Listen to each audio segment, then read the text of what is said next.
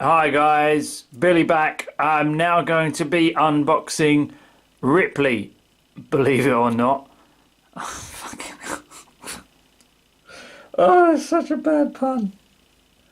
Oh, really sorry. That was really shit. Yeah, no, I'm just going to unbox Ripley from Hot Toys. I got her a few days ago, but unfortunately a little puppy decided to move in with us and she's demanded a hell of a lot of my time, so I basically haven't had any sort of chance to do this. But now that I've got an hour, she's sleeping, happy days, I can now get on with this. Right, let's pop this open. I believe that people were saying online that this figure was actually, the full batch was available on day one. There wasn't multiple batches available. It was all ready to go on the first day, which is a shame. Don't get a shipper box with this, as it gets cloaked in a special thick box that people can't be bothered to undo. And also, I've already said before, when you're getting stuff shipped from overseas, it's best not to have the really super expensive well-known company written all over the shipper box, because it's more likely things will go missing if the person knows that the item inside is worth about 200 to 250 pounds. Okay, let's take a quick look at the box. It's quite a simplistic box really. A lot of people have said that it's not very eventful. Hot Toys can do some really awesome boxes once in a while, but you know, they tend to, I don't know, try and keep it a little bit more simplistic. This is okay. Ellen Ripley here, they have the logo for Alien, and they have what looks to be some sort of like alien ship background, or maybe even the alien ribs. There's something in there. It's not a lot, but it is. And of course you've got Movie Masterpiece and you've got Hot Toys logo. On the side you've got Alien, Ellen Ripley, and then you've got like a Weyland-Yutani spot UV glossy part just behind Ellen Ripley. That's quite nice. I didn't see that before, so that's quite good. And then we turn it around to the back, and of course we've got the Movie Masterpiece series and all your warnings and all your bits and bobs that you need. Same on the other side, Alien on the top and Alien on the bottom. And here she is out the slip sleeve. We can see there is a sort of a green framed window that's reminiscent of, say, a window that's on the ship. It's okay. Again, it's not amazing, but it's not the worst thing I've ever seen. And then you've got the figure on the inside with all the accessories. You then got Alien and Ripley there. We've got the cast, the people who have made this mostly, you know, the creators, and Alien and Ripley. I always like the fact that they put people on there, especially people who do the head sculpts and stuff, because these people are stars in their own right and they should be recognised for their hard work. And we've got Alien Ellen Ripley there. And here she is out of the box. I've just got her holding the strap of the flamethrower, and she's also got the radar scanner machine in her hand. Jonesy is in his box, and that's probably where he's going to stay. I'll get him out in a minute and I'll give you a few thoughts on that. But my initial thoughts upon taking her out of the box and everything is she's a really nice figure. There isn't anything that, you know, she didn't just fall apart when I took her out. There was no sort of loose bits. There wasn't any damage to anything. Yeah, absolutely fantastic. So let's just zoom in on the head and see what we've got. Okay guys, here is the head sculpt. Now I did a video recently where I compared a still of the actress Sigourney Weaver to the actual final promo pictures of this head sculpt. For all intensive purposes, it worked really well. It showed how accurate it was, and there are some differences. Obviously the eyebrows are a little cleaner on the figure than the actual actress had in the movie. They're slightly bushier near the outside, and she also has slightly thicker top eyelids, and people have noticed that. I can see that she has eyelids on this head sculpt. She really does. Not from this angle, but she really does have eyelids. And you can see them when you actually have this in hand. but they're obviously not as prominent as they were in the actual photograph that I was showing. And that's one of the things that people have been saying. The actual jawline here is a little asymmetrical to this side on the actress, and it was a little bit tighter here on this left, on her right hand side, our left, than it was on her left hand side here. But it is what it is. It's a 1979 movie. There's no computer scanned head sculpts of this actress. It's not like they can take those and just tweak them to work on so that they can get a superbly accurate representation of the character. They have to sit there by hand with photographs and either sculpt it in 3D, like a 3D program, and then take it out of a 3D printer and then work on it, or they just clay sculpted it from hand. Either way, it's still a nice head sculpt, and I really do like the use of the hair. Now what they've done is they've layered the hair through different sections. People were upset because they didn't use real hair. They had to use plastic sort of sculpted hair, but what they've done is they've layered it all the way through, and there's all different sections to actually give this some depth and some volume, so that you're not looking at it and it's not all just one piece.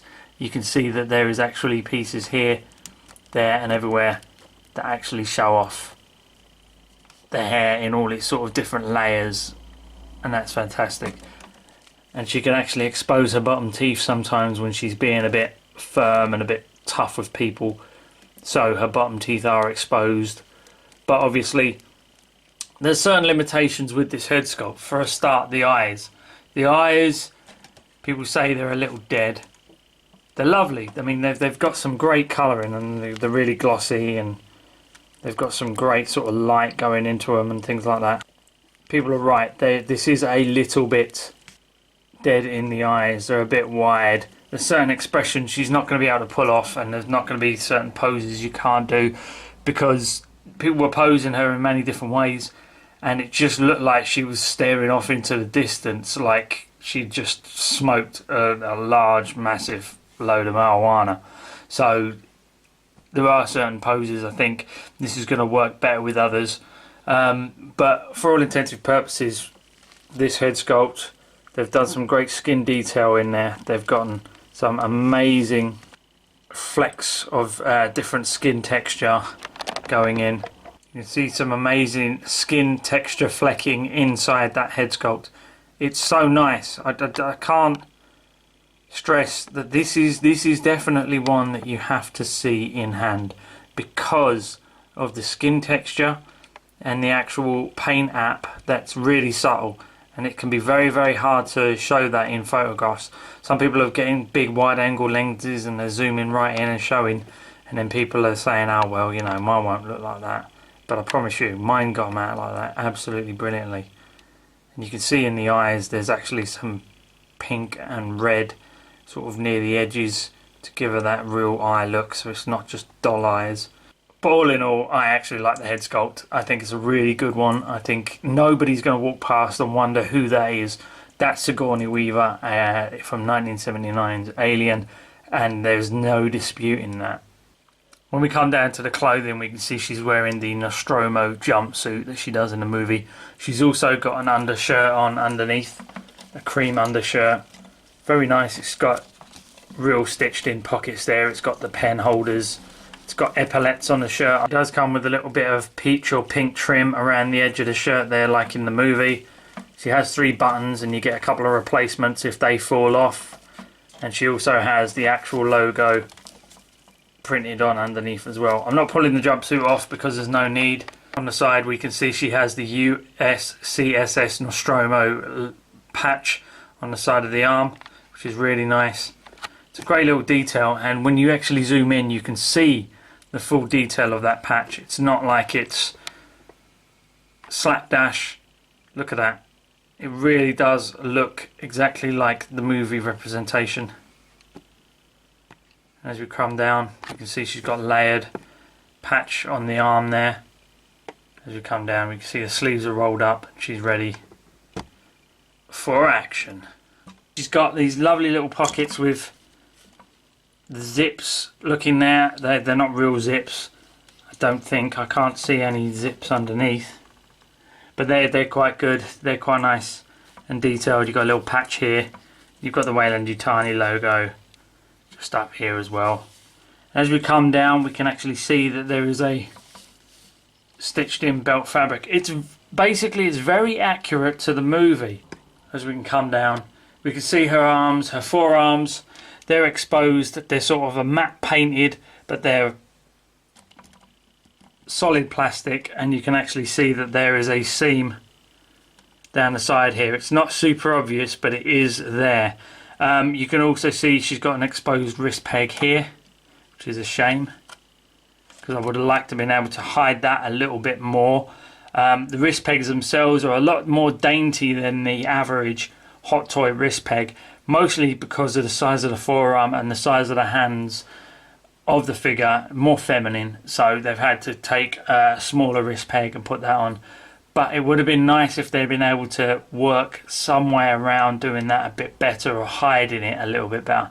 But it is what it is. And as we come down, we can still see that we've got zips and fasteners and pockets in the actual jumpsuit itself, which is really good. And on the back we can see that corset that some people have been a bit annoyed about. I don't know why.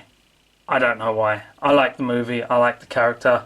I didn't really look at the back of her suit that often, and I can't tell you how accurate or inaccurate this is, but it looks pretty nice and it looks well fitting, and it looks like something that she would have had in the movie, just to pull that actual suit in a little bit to give her a more feminine touch, to separate her from the guys a little bit. As we come around and see the trainers, we can see they're an offish cream colour.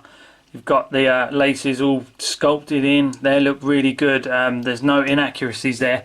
They're very clearly defined in the actual sculpt of the trainer, and you can actually see the heel support on the back here is stitched in. You've got all the stitches right. The front, it looked like Converse, but the front actually have the higher end sole there to try and protect the front of the shoe.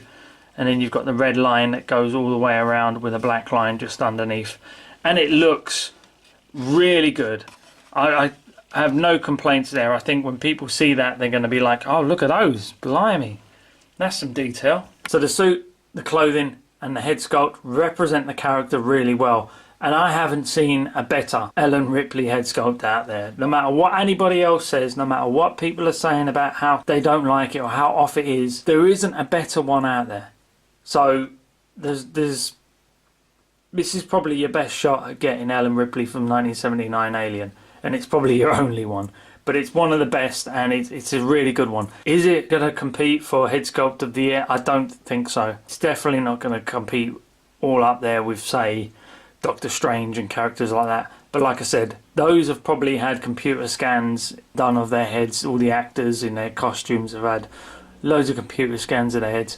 This is probably either computer generated by hand or actually sculpted by hand, and you've got to give them respect for that, because it is that good. For a hand sculpted head sculpt, it looks fantastic. As we can see from the accessories, we actually have the flamethrower that she uses in the movie. This is really nice. They've got some really nice dirt and grime weathering all over it. It does look exactly like it does in the movie. The thick handles, the sort of 70s sci-fi sort of knocked together kit bashing of different models put together to try and get, you know, something looking futuristic and gritty and real world. That was something very prevalent in the 70s, made prevalent by the 77 release of Star Wars. So people were, you know, more confident in just grabbing cylinders. Like you can see, this is just like a bit of a cylinder from something stuck on the end, and you can see these are probably bits of a console of some kind that they've actually taken off and stuck on. And you can see this is probably just some tubing from a Hoover, but you know, very much like the actual Geiger alien itself. We've got some mesh blocks here, just a bit of tubing and some little bits and bobs to try, and these gas canisters that they've probably found lying around, stuck them all together just to try and give them a sort of real world flamethrower look. You've even got the nozzle knobs on the end there, absolutely amazing. And you've got the wire going in to the front to feed the actual flamethrower with the 4 ports on the front. Looks like some sort of can or gas canister. Then we've got the other side, and you can see there's all these textures and all these little buttons and grids and dirt. Look at the grime on that handle. Disgusting. But you wouldn't give a crap, would you? It's a tool at work. It's not some super funky, lovely looking... It's not an iPhone. Just something you use to burn stuff away on the ship. And that's a very, very, very nice addition. And here's another slapped together prop for the movie. This is just some sort of maybe radio box or something. And it's got some basic plastic tubes going in and out of different parts of the actual box. Come around to the front and there's like a little switch there at the bottom. It's got some gridding and some grating going on. It's got like a little plastic tubes going in and out of it to whatever, because the wires, why would you bother hiding the wires? You've got this nozzle at the front that looks like it's been, definitely looks like it's been taken off some sort of car or something, maybe like an exhaust port. And they're just walking around showing it, maybe even a Hoover again. They loved Hoovers in the 70s, ripping them apart and making film props out of them. And then we've got this sort of box sort of vent here, and then they stuck loads of different buttons from various different things on top. And you've got the little radar scanner thing there, which they always made this sort of crackling noise to suggest that something was coming close. It was a really good way of representing, of showing something coming towards you without having to show that thing, which, you know, added to the mystery of the alien. What was coming towards you. You never actually saw a real massive shot of the alien just standing there, so you don't know exactly what it is. You know, it's a bit like Jaws. The less you see, the more scary it is of the unknown. One of the things I've got to say though is this thing pops out. See that? It pops out, but then one of the problems is it sort of wiggles, and it's, I don't know why. I've put it in all right, but it doesn't just slot in as well, which is a shame. That's something Hot Toys could have done a little better, I think. Here comes the cat box. Ooh, again, it's the same type of style, industrial. Things are slapped on there together just to try and make it look like something you would use. It looks like an old PC house, doesn't it? It looks like someone bought a PC and just ripped off the tower and everything and just put this thing together. It's really grimy, there's dirt on it, it's sort of paint flecking. It's really grinded down. Like I said, it's a thing that's being used. It's not something that just sits there waiting for someone to use it in a movie. It's actually a thing that's being used all the time. And there he is. There's a fucking cat. But we're going to pull that open. We're going to show you Jonesy in a minute. And I think a lot has been said about Jonesy, and most of it has been right, to be honest. But let's get that fucking cat out. Come here, you fucking Sylvanian family looking motherfucker. And here's Jonesy. Basically, this is just an accessory to stick in the box, and you know, I don't think that they need to represent this, like take this out and show it off everywhere. To some people, this would be okay. I mean, we're looking at it from a real sort of picky sort of angle. It's okay. Look, they've even painted the paws on the bottom. Some nice ideas there, but then you've got these really ugly joints. Ugly joint in the tail, ugly joint in the jaw. And it really does look like something you'd buy from a Littlest Pet Shop, or, you know, Sylvanian Families type thing. You know, like if Sylvanian Families was absolutely mental mad cat that wants to rip your eyes out. It does the job in the box, but outside it can be a very different situation. It's really undersized compared to Ripley. I mean, that looks okay, but I think it's a little bit undersized compared to the rest of the figure. And Jonesy is not like a wiry looking cat like that. It's really hard to get a representation of fur in sort of like just a plastic sculpt. Now they've done an okay job with trying to get fur represented. Let's get this zoomed in. You can see there is fur in there, and they've done like some nice subtle lining. Like the paint job isn't terrible. The paint job is okay. But there's just certain things like that ugly joint in the jawline and the tail that really knock this down a little bit. So that's going to stay in the box for me, I think. That's not coming out. Get in there, Jonesy, you little shit. Obviously you get fisted hands. One for left, one for right. Open hands. One for left, one for right. Quite feminine. Nothing too dramatic about these. There's nothing really I can pick on these to say they're terrible or good. You can see the nails are there. Quite nice. Very adequate for the actual figure, but not super amazing.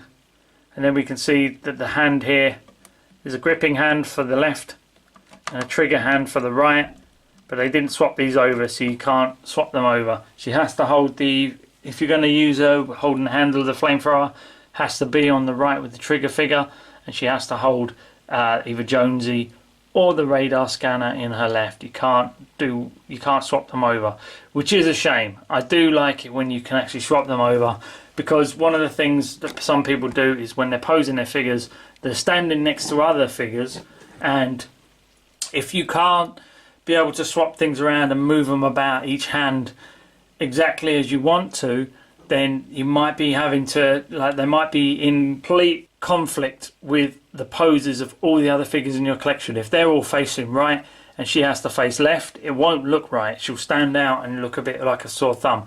So that's a shame, but it is what it is. Now, this base, people have said that it's actually from the Alien Warrior and the Big Chap. They're both the stands from there. They've even got the same battle damage in the grids here. But I really like this stand. I think it's going to be very uniform to the rest of the aliens. I think it's very nice that they have that kind of thought about it. They haven't just ignored the old figures and just gone with a new stand just for Ripley. I think they've actually said no, because people have got the Alien Warrior.